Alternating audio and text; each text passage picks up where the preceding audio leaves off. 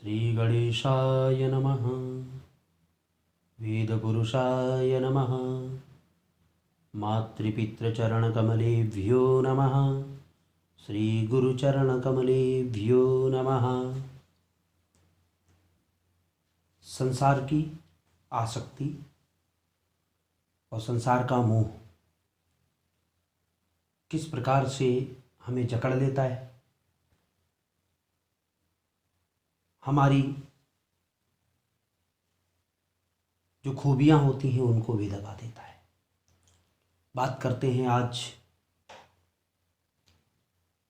जो अपने आप को कहते हैं कि भगवान भी हमारी गरीबी को नहीं देखता, जो बात करते हैं कि भगवान भी हमारी नहीं सुनता, जो बात करते हैं कि परमात्मा है ही नहीं, जो बात करते हैं कि परमात्मा कौन है क्या है, वो तो बड़े लोगों पर ही दया करता है।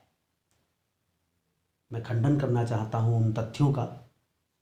मैं बताना चाहता हूँ कि सनातन की जो पवित्रता है, सनातन की जो प्रणाली है, सनातन की जो परंपरा है, सनातन जो शाश्वत स्वरूप धारण किए हुए है, सनातन का जो संस्कार है,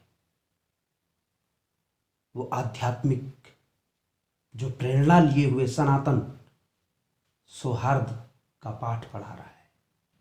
सनातन की जो छटा है, सनातन की जो पुंज है, सनातन में करुणा बसती है, सनातन धर्म में प्रेम बसता है, सनातन धर्म की अविरल छटा का जो प्रतिपादन करते हैं, जो सनातन धर्म में रमते हैं, जो पूजन करते हैं, जो सनातन धर्म को जानते हैं, मानते हैं, सनातन धर्म की दिनचर्या का प्रतिपादन करते हैं।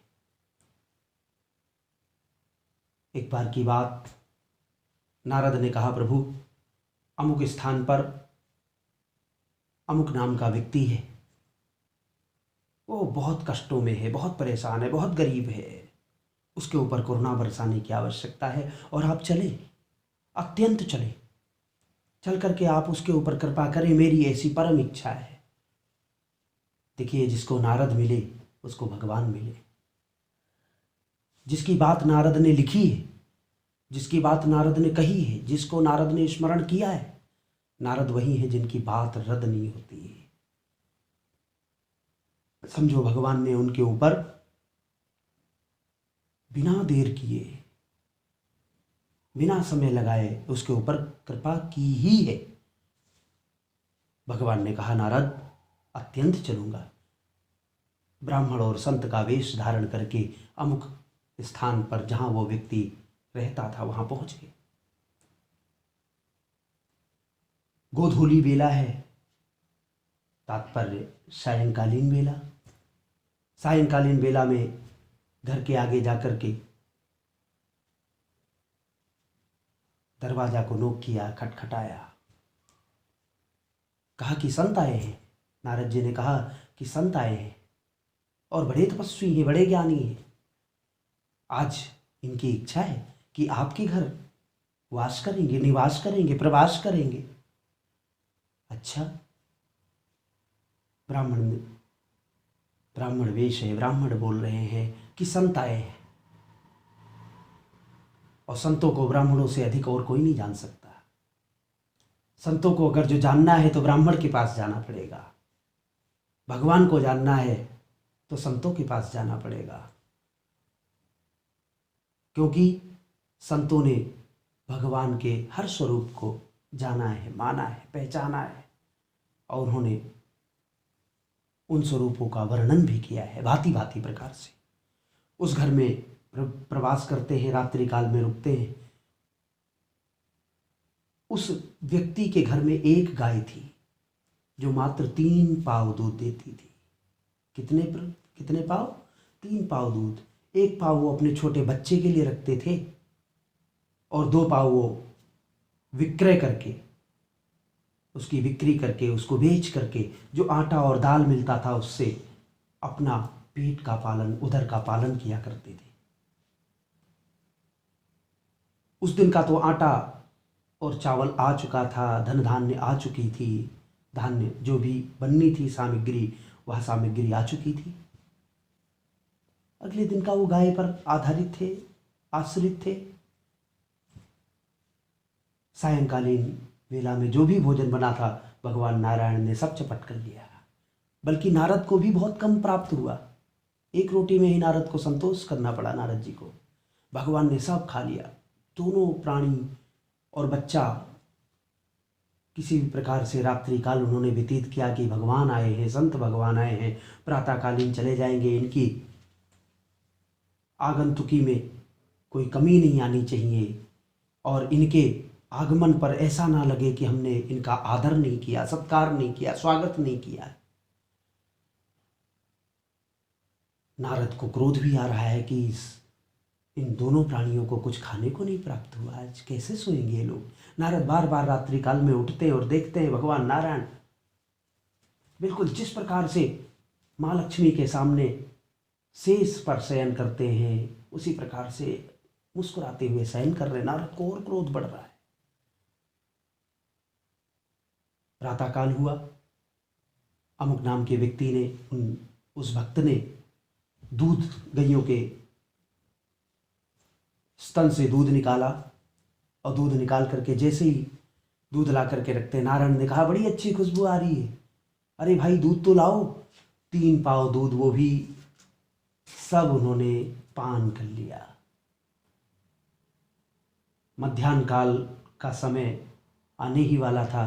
कहा कि चलिए ब्राह्मण देव, विप्रवर, आचार्य प्रवर, अब हमारे गंतव्य स्थान पर जाने का समय है, अब हम चलते हैं। परिवार की तरफ ना ही कोई आशीर्वाद, ना ही बच्चे को खिलाया, ना ही कुछ देखा। अब नारद जी तो और दुखी हो रहे हैं कि भक्त एक गरीब व्यक्ति है, उसके ऊपर भगवान नारायण कृपा की बजाय और उसे प्रताड़ित करने में जुटे हुए। अरे यह कैसी लीला है परमात्मा, लेकिन उसके सामने कैसे कहें। चलते चलते घर के द्वार के आगे एक छप्पर पड़ा हुआ था, टूटा फूटा सा, उसके नीचे गाय बंधी हुई है।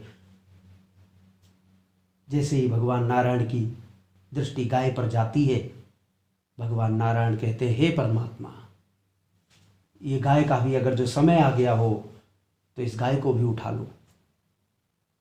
अब तो नारद जी की आंखों से अश्रुपात होने लगा और वो जो व्यक्ति उनको छोड़ने आया था वो भी, उसकी सारी आशाएं समाप्त हो गई। अब तो ना तो कुछ खाने को है, ना रहने को है, ना खाना पकाने को है, कुछ है ही नहीं।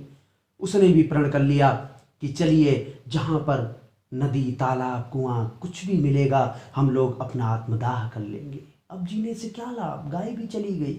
थोड़ी देर बाद गाय के मुंह से सफ़ेद झाग निकलते हैं और गाय भी प्राणों को त्याग देती है। नारद बड़े क्रोधित हैं और उसी क्रोध में भगवान नारायण ने नारद को स्पर्श किया, अदृश्य होकर के वैकुंठ लोक पहुंच गए। और भगवान ने नारद से कहा कि क्षण भर रुको, ठहरो, देखो। वो परिवार सायंकालीन बेला तक चलता गया, लेकिन कहीं पर कोई कूप नहीं मिला, कोई कुआं नहीं मिला, कोई तालाब नहीं मिला, कोई नदी नहीं मिली। कहाँ प्राणदाह करे। सायंकालीन बेला हुई, घनघोर घटाएं छा गई, बारिश होने लगी, भयंकर आंधी भी चलने लगी। एक वट वृक्ष था, उस वट वृक्ष का सहारा लेकर के वह परिवार एक झीना झीना सा कपड़ा ओढ़ करके तीनों लोग उस जड़ में बैठ गए कि किसी प्रकार से आज की रात्रि को टाल दिया जाए।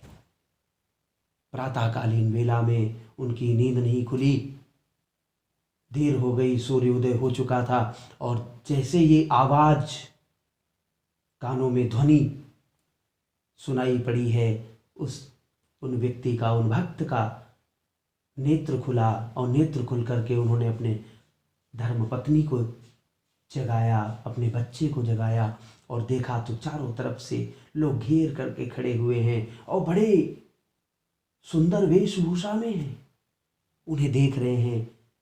फिर नजर पड़ती है कि एक मुकुटधारी राजा, जिन्होंने मुकुट सर पर विभूषित हो रहा है, जिनके मुखमंडल को विभूषित कर रहा है, उन राजा को देखते ही हाथ जोड़ने लगे कि हम कहीं से भटकते हुए इधर आ गए, हमें क्षमा करना, हम लोग आपके राज्य में सोते रहे। राजा ने कहा ठहरो बंधुवर, आपके आने से यहाँ पर पिछले 12 वर्षों से कोई बरसात नहीं हुई, यहाँ के कूप सब सूख गए थे, यहाँ के तालाब सूख गए थे, यहाँ के पेड़ पौधे सब सूखे हुए थे। आप, मुझे लगता है कि जैसे ही आप आए सारे तालाब हरे भरे हो गए, सारे पेड़ पौधे हरे भरे हो गए, तालाब भर गए, कुओं में पानी भर गया, बावलियाँ भर गई। और देखिए आज हमारी प्रजा कितनी आनंदित है। इस आनंद को देखने के लिए मैंने कितने प्रयत्न किए, कितना प्रयास किया, लेकिन वह आनंद मुझे उन कर्मों के करने के उपरांत भी नहीं मिला, पश्चात भी नहीं मिला। लेकिन आपके आने से यह सौंदर्य हमारी इस राज्य में आया है, हमारे प्रजा के एक एक व्यक्ति को यह प्राप्त हुआ है। मैं तुम्हें आधा राज्य सौंपता हूं। और अपना मुकुट उतार करके उन बंधुवर के, उन भक्त के सिर पर रख दिया और आधा राज्य सौंप दिया। नारद जी यह देख करके इतना अचंभित हो गए, प्रभु ऐसा कैसे? तब प्रभु ने कहा कि देखो, उसकी जो आशा थी वह एक गाय पर टिकी हुई थी। मैं उसे देना चाहता था, बहुत कुछ देना चाहता था, लेकिन वहां उसके लेने लायक कुछ था ही नहीं।